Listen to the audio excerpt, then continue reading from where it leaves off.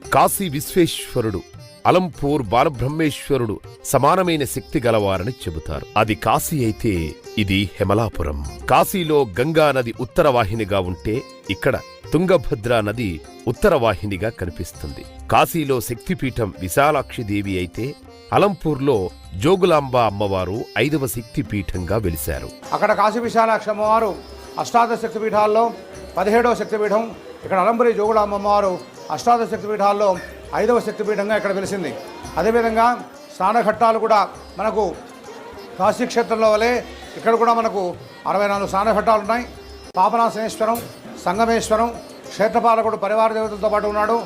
అక్కడ మన వారణాసి క్షేత్రంలో ప్రత్యేకంగా కాలభైరవ స్వామికి ఆలయం ఉంది. కానీ ఇక్కడ మనకి పరివార దేవతల్లో కాలభైరవ స్వామి కూడా ఉన్నాడు ఇక్కడ క్షేత్ర ప్రమాణంగా. కాబట్టి ఈ క్షేత్రం దక్షిణ కాశీ క్షేత్రం అనడంలో ఎటువంటి సందేహం లేదు.